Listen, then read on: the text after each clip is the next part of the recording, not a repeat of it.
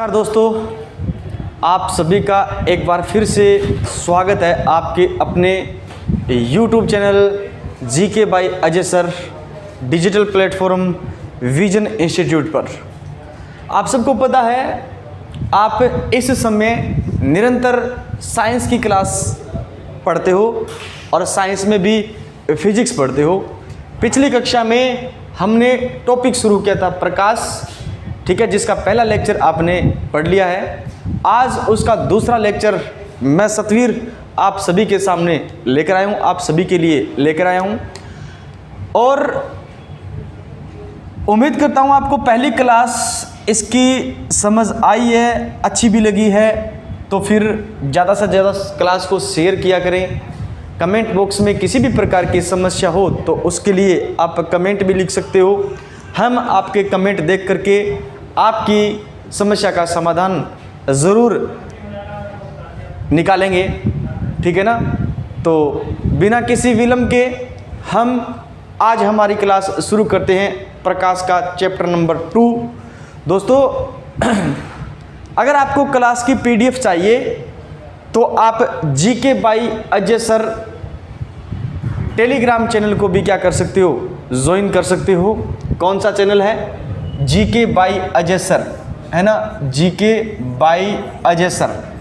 आपने जो YouTube channel join कर रखा है, सब्सक्राइब कर रखा है, उसी नाम से हमारा यूट्यूब आपका टेलीग्राम चैनल भी है, उसको आप फॉलो कर सकते हो, ज्वाइन कर सकते हो, जिसमें आपको इंग्लिश आपकी जो साइंस वाली क्लास है और जीके वाली क्लास है उसकी पीडीएफ भी वहाँ पर मिल जाएगी, ठीक है ना। हाँ, और आप हमारे विजन इंस्टीट्यूट से ऑफलाइन बैच के लिए भी संपर्क कर सकते हो। सूरतगढ़ न्यू बस स्टैंड के सामने जस्ट विजन इंस्टीट्यूट है ना, आप आकर के मिल सकते हो। ऑफलाइन क्लासेस निरंतर शुरू है, ठीक है ना। तो चलें लेक्चर नंबर 2 और पढ़ रहे थे हम टॉपिक कौन सा? प्रकाश।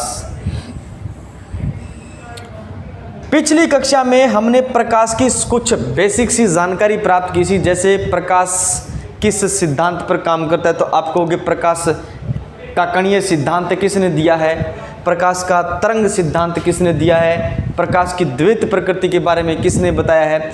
ये सारी बातें हम पिछली कक्षा के अंदर पढ़ चुके हैं, ठीक है ना। आज की जो हमारी टॉपिक है प्रकाश में क्लास है, वो कुछ इस तरीके से हमारी रहेगी।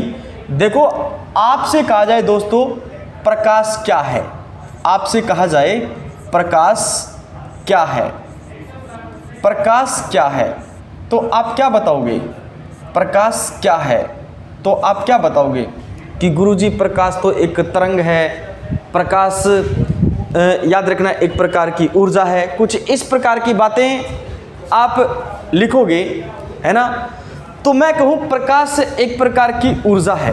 प्रकाश कैसी ऊर्जा है? तो आप कहोगे प्रकाश एक प्रकार की ऊर्जा है। और ये ऊर्जा जो है वो क्या काम करती है? तो याद रखना ये ऊर्जा वस्तुओं को दिखने योग्य बनाती है। ये ऊर्जा जो है वो क्या काम करेगी? वस्तुओं को दिखने योग्य बनाती है, वस्तुओं को दिखने योग्य बनाती है। कि गुरुजी कैसे? तो आप मुझे तभी देख रहे हो या देख पा रहे हो इस कैमरे में, फ़ोन में, जब मेरे और इस कैमरे के सामने दोस्तों प्रकाश उपस्थित है। यदि प्रकाश उपस्थित नहीं होगा तो आप मुझे नहीं देख पाओगे। मैंने क्या कहा?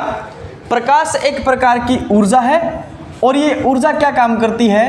ये ऊर्जा वस्तुओं को दिखने योग्य बनाती है, वस्तुओं को दिखने योग्य बनाती है। अर्थात जब दो वस्तुओं के मध्य यदि प्रकाश उपस्थित होगा तो वो दो वस्तुएं एक दूसरे को देख सकती है। जैसे मेरे और इस कैमरे के बीच में प्रकाश है, या फिर मेरे या इस क्लास में बैठे हुए स्टूडेंट के सामने क्या है? बीच में क्या है? प्रकाश है। तो मैं स्टूडेंट्स को देख पाता हूँ। क्यों? क्योंकि प्रकाश की उपस्थिति है दोनों के बीच में। स्टूडेंट मुझे देख पा रहे हैं, क्यों? क्योंकि मेरे और स्टूडेंट के बीच में क्या उपस्थित है? प्रकाश उपस्थित है। और यदि प्रकाश नहीं है, मान लो लाइट चली जाए, बिल्कुल अंधेरा हो जाए, है ना, तो याद रखना मैं आपको दिखाई नहीं दे पाऊंगा, ठीक है ना।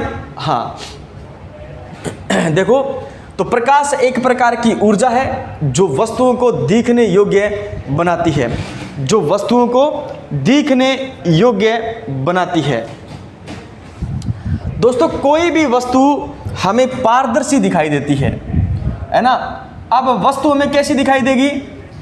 कोई भी वस्तु हमें पारदर्शी दिखाई देती है। क्यों? कोई भी वस्तु हमें पारदर्शी दिखाई देती है, क्यों? क्योंकि उस वस्तु ने, याद रखना है, प्रकाश के सभी रंगों को, उस वस्तु ने प्रकाश के सभी रंगों को क्या कर दिया? आर पार कर दिया। सभी रंगों को, प्रकाश के सभी रंगों को आर पार कर दिया, रंगों को आर पार कर दिया, आर पार कर दिया, प्रकाश के सभी रंगों को आर पार कर दिया। इसलिए याद रखना है वो वस्तु हमें पारदर्शी दिखाई देती है ना। कोई भी वस्तु पारदर्शी दिखाई देगी, क्यों? क्योंकि उसने सभी प्रकाश में उपस्थित सभी रंगों को आर पार कर दिया है अपने अंदर से, है ना। इसलिए वो वस्तु हमें पारदर्शी दिखाई देती है। कोई वस्तु हमें, याद रखना है, सफ़ेद दिखाई देती है, कोई वस्तु हमें सफ़ेद दिखाई देती है, और कोई भी वस्तु हमें काली दिखाई देती है। क्यों? कोई भी वस्तु हमें काली दिखाई देती है, क्यों? कोई भी वस्तु हमें सफ़ेद दिखाई देती है, क्यों? तो याद रखना दोस्तों, सफ़ेद क्यों दिखाई देगी? क्योंकि प्रकाश में उपस्थित सभी रंगों का, प्रकाश के सभी रंगों का, प्रकाश के सभी रंगों का उसने परावर्तन कर दिया, उसने परावर्तन कर दिया, परावर्तन कर दिया। तो याद रखना है वो वस्तु हमें, याद रखना वो वस्तु हमें सफ़ेद दिखाई देती है। क्या दिखाई देती है? अभी सफ़ेद दिखाई, कोई भी वस्तु हमें सफ़ेद दिखाई देती है क्योंकि उसने प्रकाश के सभी रंगों को क्या कर दिया? अभी प्रकाश के सभी रंगों को परावर्तित कर दिया, इसलिए वो वस्तु हमें सफ़ेद दिखाई देती है। कोई भी वस्तु हमें काली दिखाई देती है, क्यों? क्योंकि याद रखना वस्तु ने प्रकाश के सभी रंगों को, प्रकाश के सभी रंगों को, प्रकाश के सभी रंगों को, प्रकाश के सभी रंगों को अवशोषित कर लिया। प्रकाश के सभी रंगों को क्या कर लिया भाई? अवशोषित कर लिया, कर लिया, ठीक है ना। याद रखना, इसलिए वो वस्तु हमें कैसी दिखाई देती है? काली दिखाई देती है। कैसी दिखाई देती है बताओ? काली दिखाई देती है। क्या इतनी बातें समझ में आई? अगर समझ आया है तो एक बार स्क्रीनशॉट ले लो और फिर अपन आगे चलते हैं। दोस्तों इसी प्रकार से आप नोट्स बनाते जाना, इसी प्रकार से आप नोट्स बनाते जाना। मैं कहता हूँ ये कंटेंट आपको उम्र भर काम आएगा, ठीक है ना। उम्र भर मतलब जब आप पढ़ रहे हो, है ना, अभी आप पढ़ रहे हो, फिर आपकी शादी होगी, मतलब आप जॉब लग जाओगे, शादी होगी, शादी होने के बाद में बच्चे भी आपके ये कंटेंट पढ़ने में क्या होंगे दोस्तों, है ना, बच्चे भी ये कंटेंट पढ़ने में क्या होंगे, ठीक है ना, तत्पर रहेंगे। तो काम तो हर वक्त आएगा ये, ठीक है। हर एक एग्ज़ाम आप, मतलब मैं ये नहीं कह रहा स्कूल लेक्चरर सेकंड ग्रेड वगैरह, है ना, ये फाइट कर सकते हो, इनके लिए थोड़ा सा और डीप पढ़ना होता है, ठीक है ना। लेकिन फिर भी आप छोटे मोटे एग्ज़ाम, RAS लेवल तक का एग्ज़ाम भी आप क्या कर सकते हो, क्लियर कर सकते हो, ठीक है। चलिए अपन आगे। मैं ये कहूँ कि प्रकाश एक प्रकार की तरंग है, प्रकाश एक प्रकार की तरंग है। बताओ कैसी तरंग है? प्रकाश एक प्रकार की अनुप्रस्थ तरंग है या नहीं है? प्रकाश एक अनुप्रस्थ तरंग है। जी हाँ गुरुजी, पढ़ा है, अनुप्रस्थ तरंग है, अनुप्रस्थ तरंग है, ठीक है ना। और प्रकाश एक कैसी तरंग है? तो आप बताओगे प्रकाश एक विद्युत चुंबकीय तरंग है। क्यों? क्योंकि ये निर्वात में भी गति करता है, विद्युत चुंबकीय तरंग है, विद्युत चुंबकीय तरंग है, ये भी आपने पढ़ा है, विद्युत चुंबकीय तरंग, ठीक है ना, तरंग है, विद्युत चुंबकीय तरंग है और अनुप्रस्थ तरंग है। ये चीज़ें आपने पढ़ी है, किसमें पढ़ी है बताओ? पीछे जो अपनी तरंग पढ़ के आए हो उस चीज़ की, उसके अंतर्गत आपने पढ़ा है नहीं पढ़ा? हाँ दोस्तों, ज़्यादा से ज़्यादा एक बार क्लास को शेयर करना, ज़्यादा से ज़्यादा एक बार क्लास को शेयर करना है, ठीक है ना। आपको ये चीज़ें याद रखनी है। क्या बताया मैंने कि जो प्रकाश है एक प्रकार की अनुप्रस्थ तरंग है, प्रकाश है वो एक प्रकार की विद्युत चुंबकीय तरंग है। क्यों है विद्युत चुंबकीय तरंग? क्योंकि दोस्तों ये किस में गति करती है? ये निर्वात में गति करती है। किस में गति करती है? निर्वात में गति करता है। प्रकाश निर्वात में गति करता है या नहीं करता?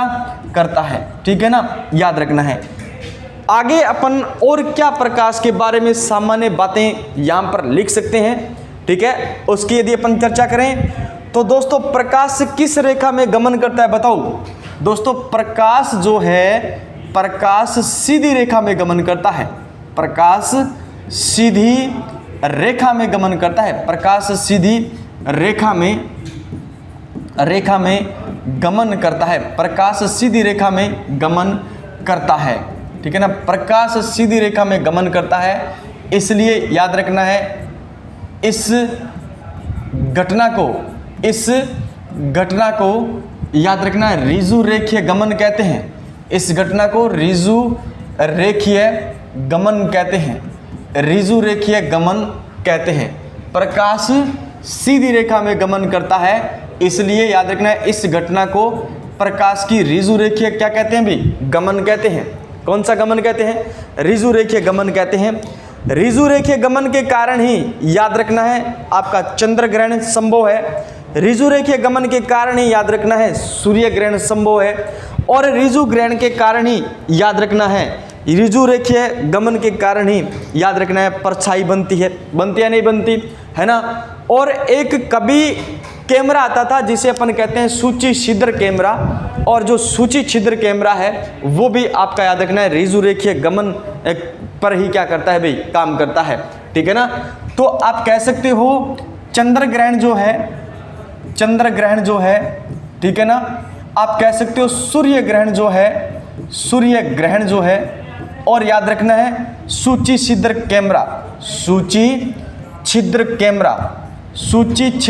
कैमरा याद रखना है ऋजु रेखीय गमन पर काम करते हैं, है ना। चंद्र ग्रहण और सूर्य ग्रहण याद रखना है ऋजु रेखीय गमन के द्वारा ही देखा जा सकता है। ऋजु रेखीय गमन के द्वारा ही, प्रकाश के ऋजु रेखीय गमन के द्वारा ही संभव है। क्या ये बात समझ में आई? और सूची छिद्र कैमरा याद रखना है ऋजु रेखीय गमन पर काम करता है। ऋजु रेखीय गमन पर क्या करता है भाई? काम करता है। ऋजु रेखीय गमन पर काम करता है, ठीक है ना, याद रखना है काम करता है। ये चीज़ें आप याद रखोगे। यदि अपन बात करें प्रकाश के वेग की, प्रकाश के चाल की, है ना, तो अलग अलग माध्यम में प्रकाश की चाल भी क्या होती है दोस्तों? अलग अलग होती है।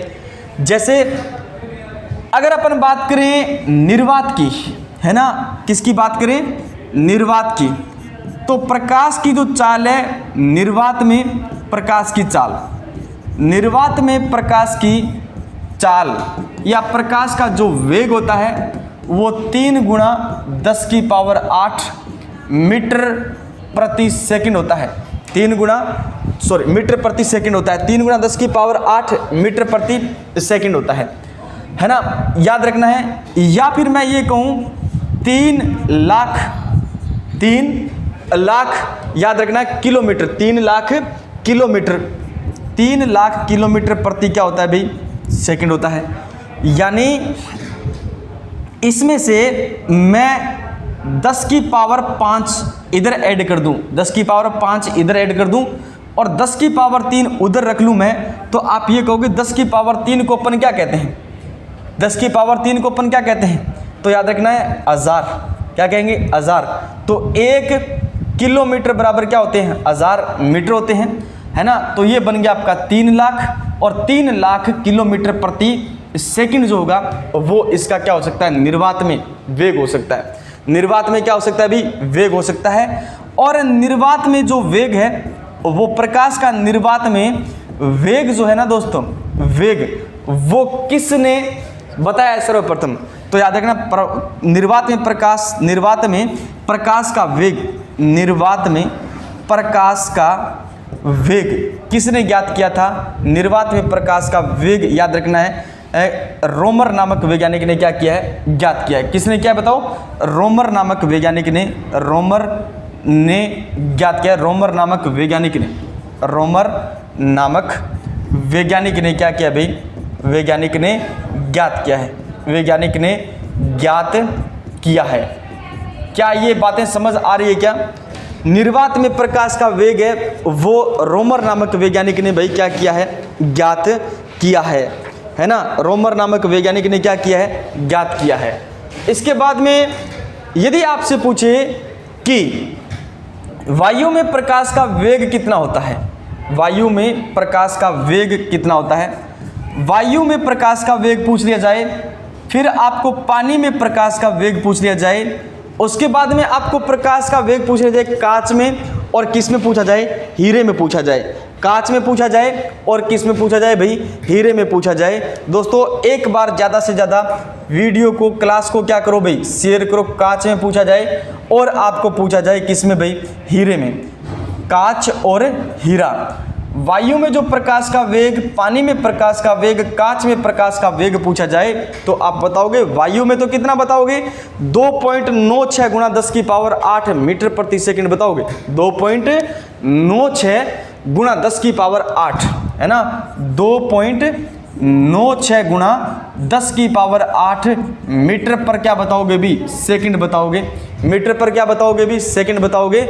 और पानी में पूछे तो आप बताओगे 2.25 गुणा 10 की पावर 8 मीटर प्रति सेकंड है ना। 2.25 गुणा 10 की पावर 8 मीटर प्रति क्या बताओगे भी, सेकंड बताओगे। और उसके बाद में आप किस में बताओगे, कांच में बताओगे। तो कांच में आपको बताना है 2 गुणा 10 की पावर 8 मीटर प्रति सेकंड है ना। कांच में बताओगे 2.8, कितना बताओगे, 2. आप बताओगे 8 है ना, 2.8 गुणा 10 की पावर, या आप कह सकते हो 2 गुणा है ना, 2 गुणा 10 की पावर 8 मीटर प्रति सेकंड। कितना बताओगे दोस्तों, 2 गुणा 10 की पावर 8, 2 गुणा 10 की पावर 8 मीटर प्रति क्या बताओगे भी, सेकंड बताओगे। और हीरे में है वो होता है कितना, 1.23 गुणा 10 की पावर 8 मीटर प्रति सेकंड क्या होता है भाई, हीरे में प्रकाश का क्या होता है, वेग होता है। हीरे में प्रकाश का वेग सबसे कम होता है क्योंकि हीरे का अपवर्तनांक क्या होता है, ज़्यादा होता है। अपवर्तनांक क्या होता है, ये चीज़ें अपन पढ़ेंगे जब अपन, याद रखना है, परावर्तन अपवर्तन ये घटनाएं पढ़ेंगे तब है ना। पहले आपको इतनी चीज़ें याद रखनी है ना। थोड़ी सी चीज़ मैं आपको और बता दूं, उसके बाद में आप स्क्रीनशॉट ले सकते हो और अपना नोट्स भी बना सकते हो, ठीक है ना। यदि आपसे कहा जाए सूर्य का प्रकाश, सूर्य का प्रकाश पृथ्वी तक पहुंचने में, सूर्य का प्रकाश पृथ्वी तक पहुंचने में, पृथ्वी तक पहुंचने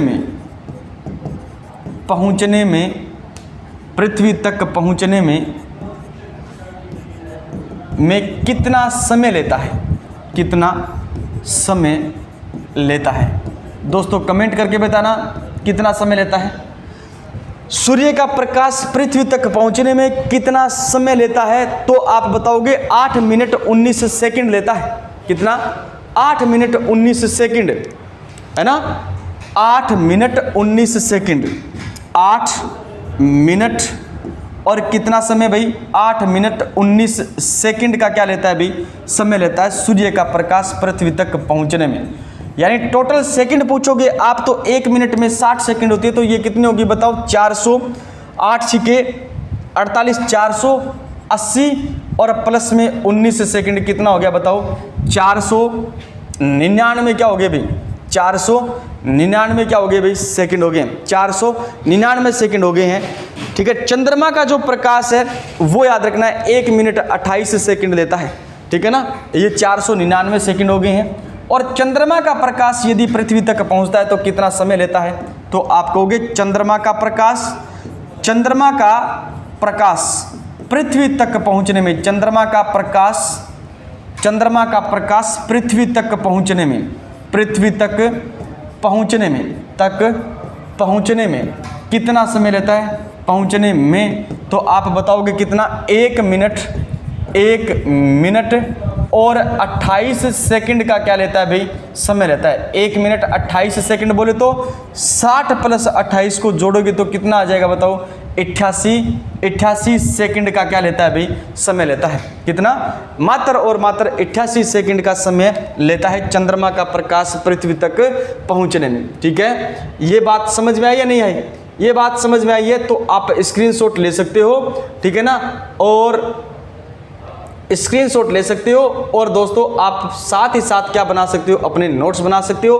बाकी पीडीएफ जो है वो याद रखना है आपको, जीके बाई अजय सर याद रखना है, GK by Ajay sir Telegram channel पर आपको उपलब्ध करा दी जाएगी। आप हमारे Telegram channel GK by Ajay sir से जुड़ सकते हो, जीके बाई अजय सर है ना, GK by Ajay sir, GK by AJAY Ajay और सर, इस टेलीग्राम चैनल से आप जुड़ सकते हो, जहां से आपको प्रत्येक क्लास की पीडीएफ है वो मिल जाएगी, ठीक है।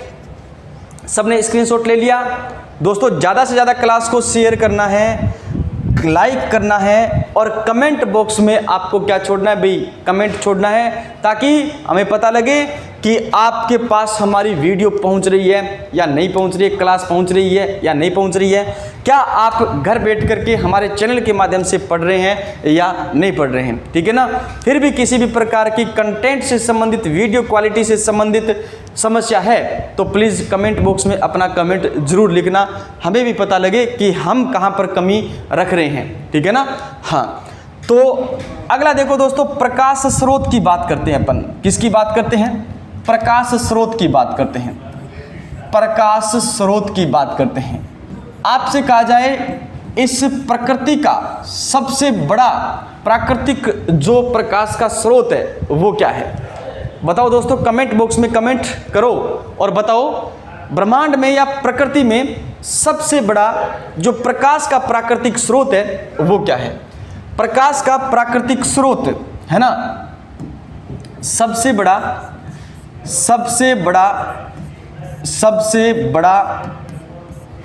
प्राकृतिक स्रोत प्रकाश का है ना, सबसे बड़ा प्रकाश का, आप ये भी लिख सकते हो, प्रकाश का सबसे बड़ा प्राकृतिक स्रोत,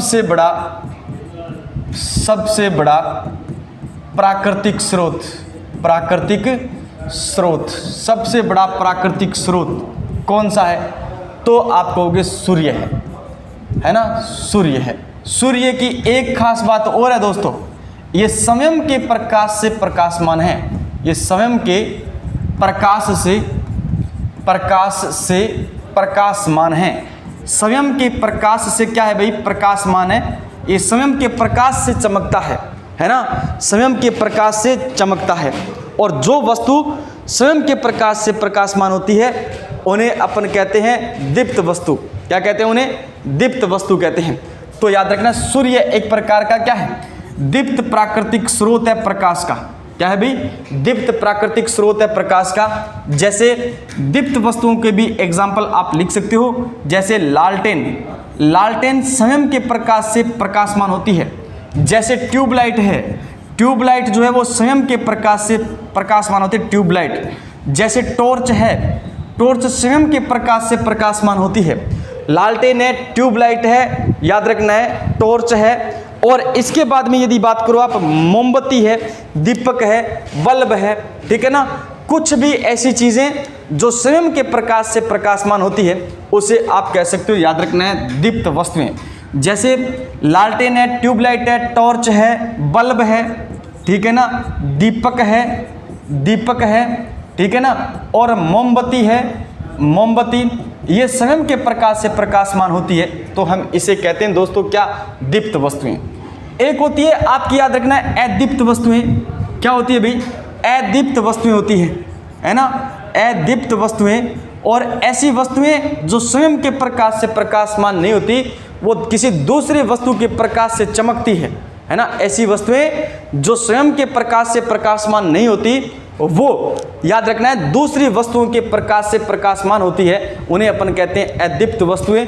और अदीप्त वस्तुओं की मतलब बात करें अपन तो जैसे कि अदीप्त वस्तुओं की बात करें अपन तो जैसे याद रखना है चंद्रमा।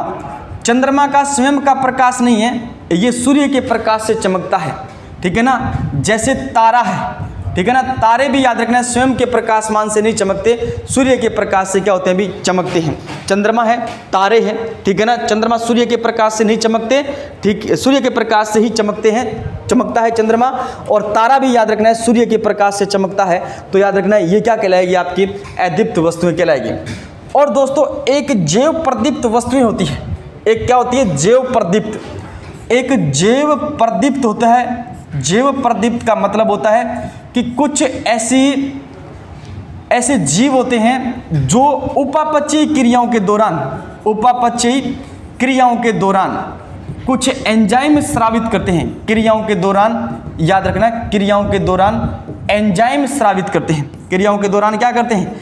एंजाइम स्रावित करते हैं। और उस एंजाइम का नाम है ल्यूसीफेरस एंजाइम। क्या है? ल्यूसीफेरस एंजाइम है। और ल्यूसीफेरस एंजाइम के कारण याद रखना है वो चमकते हैं, है ना, चमकते हैं। इसलिए इन्हें कहा जाता है जैव प्रदीप्ति वस्तुएं। क्या कहा जाता है? जैव प्रदीप्त वस्तुएं कहा जाता है। यानी ऐसी वस्तुएं जो ल्यूसीफेरिन एंजाइम के कारण, या आप कह सकते हो ल्यूसीफेरस एंजाइम के कारण, है ना, ल्यूसीफेरिन एंजाइम के कारण, है ना, चमक उत्पन्न करते हैं। ल्यूसीफेरिन एंजाइम के कारण चमक उत्पन्न करते हैं, तो हम उसे कहते हैं जैव प्रदीप्त।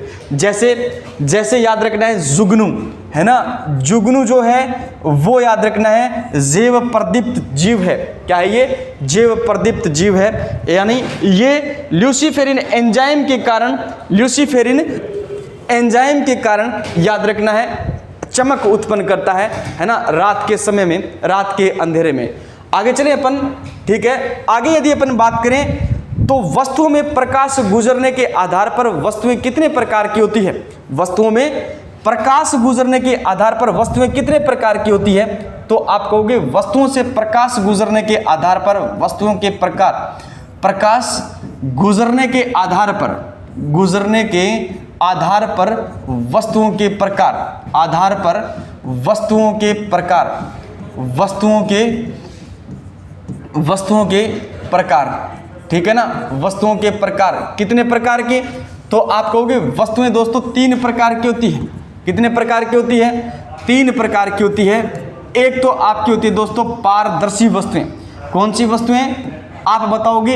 एक तो होती है पारदर्शी वस्तुएं। कौन सी वस्तुएं बताओ? पारदर्शी वस्तुएं। एक होती है, याद रखना है, अपारदर्शी वस्तुएं। कौन सी वस्तुएं? अपारदर्शी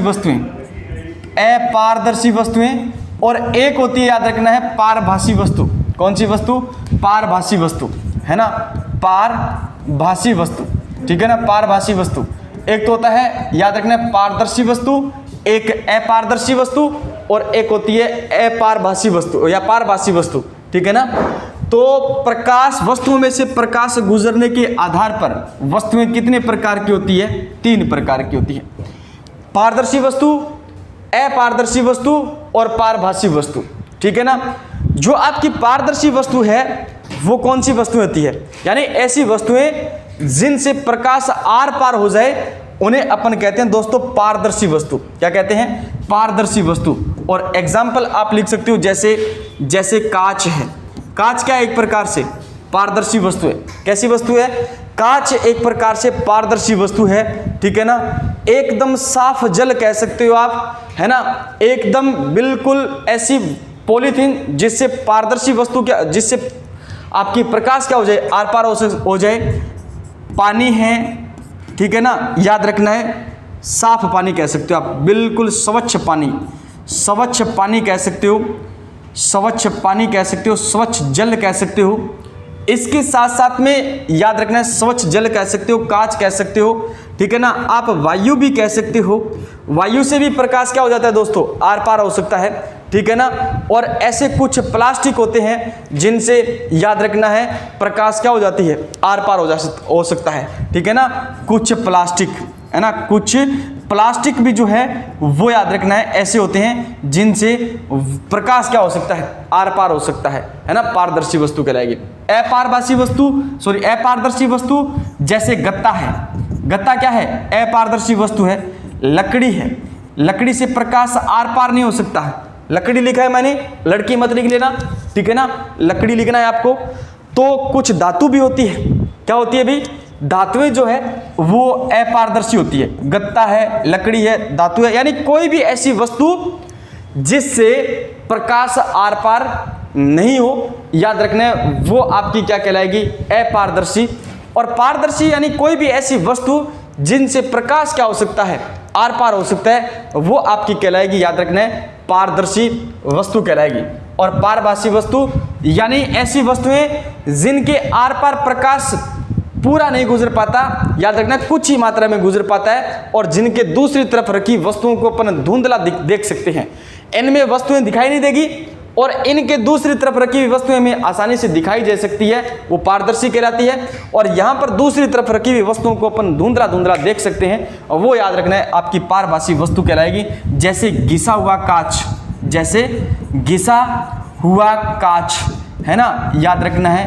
तेल लगाया हुआ पेपर, तेल, या आप कह सकते हो चिकनाई लगाया हुआ पेपर, चिकनाई लगाया हुआ पेपर, लगाया हुआ पेपर, ठीक है ना, लगाया हुआ पेपर। आप कह सकते हो बटर पेपर, है ना। बटर पेपर भी क्या है, एक प्रकार की चिकनाई युक्त क्या होता है, आपका कागज होता है, पेपर होता है, जिसके दूसरी तरफ रखी हुई वस्तुएं अपन धुंधली देख सकते हैं, वो आपकी पारभासी वस्तुएं कहलाएगी। अपारदर्शी वस्तुएं ऐसी वस्तुएं जिनके दूसरी तरफ रखी हुई वस्तुएं हमें दिखाई नहीं देती है, और याद रखना है क्यों दिखाई नहीं देती, क्योंकि उन वस्तुओं के आर पार प्रकाश नहीं जा सकता, वो आपकी अपारदर्शी वस्तुएं कहलाएगी। और पारदर्शी वस्तुएं वे वस्तुएं होगी जो जिनके दूसरी तरफ वस्तुएं रखी गई है ना, और जिनके दूसरी तरफ रखी गई वस्तुएं हमें एकदम साफ दिखाई दे और प्रकाश इनके आर पार हो जाए, तो याद रखना वो क्या कहलाएगी, आपकी पारदर्शी वस्तुएं कहलाएगी। जैसे आपका कांच है, जैसे स्वच्छ पानी है, जैसे वायु है, और कुछ प्लास्टिक है, ठीक है ना, याद रखना है। अच्छा, अगर अपन बात करें और, तो दोस्तों प्रकाश में कितने रंग उपस्थित होते हैं, प्रकाश में कितने रंग उपस्थित होते हैं, तो आप कहोगे गुरुजी प्रकाश में 7 रंग उपस्थित होते हैं। प्रकाश में कितने रंग उपस्थित होते हैं, तो गुरुजी प्रकाश में 7 रंग उपस्थित होते हैं। प्रकाश में रंग, है ना, प्रकाश में कितने रंग, 7 रंग। कौन कौन से हो सकते हैं, तो इसको आप इस प्रकार से याद रख सकते हो, है ना। कौन कौन से, तो आप लिख सकते हो विबग्योर, है ना, विबग्योर। विबग्योर का मतलब हो गया दोस्तों, याद रखना है, वी का मतलब हो गया वोयलेट, है ना, क्या हो गया है, वोयलेट। वोयलेट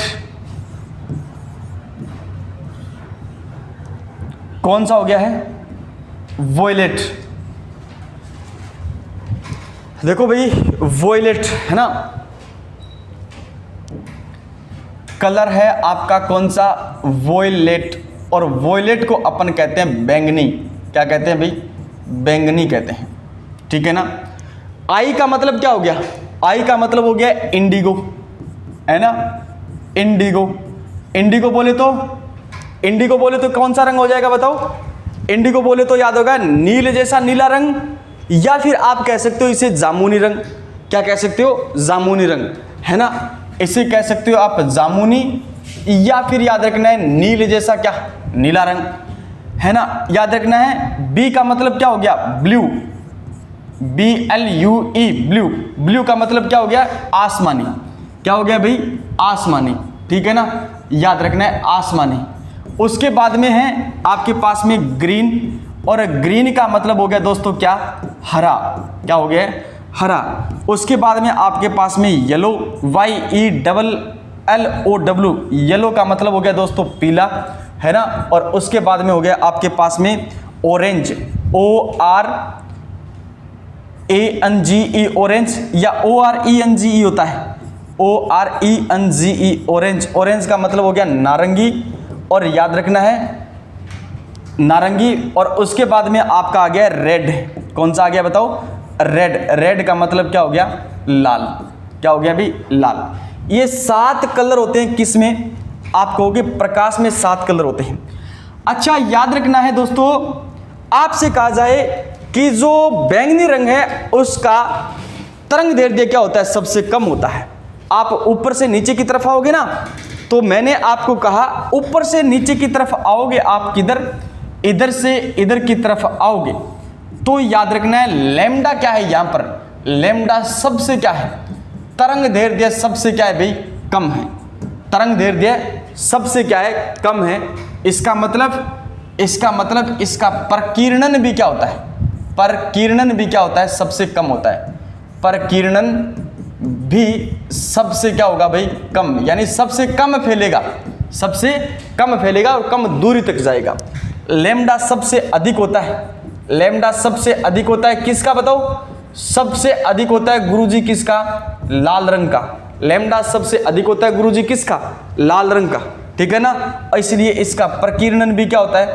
प्रकीर्णन याद रखना है। प्रकीर्णन क्या होता है? सॉरी, याद रखना यहां पर प्रकीर्णन भाई क्या होगा? सॉरी भाई, प्रकीर्णन क्या होगा? यहां पर सबसे ज्यादा होगा, सबसे ज्यादा, है ना? लैम्डा का मान सबसे कम, तो प्रकीर्णन सबसे क्या होगा बताओ? ज्यादा होगा, है ना? और यहां पर प्रकीर्णन क्या होगा बताओ? सबसे कम, है ना? सबसे कम प्रकीर्णन होगा तो ये अधिक दूरी तक जाएगा, फैलेगा नहीं।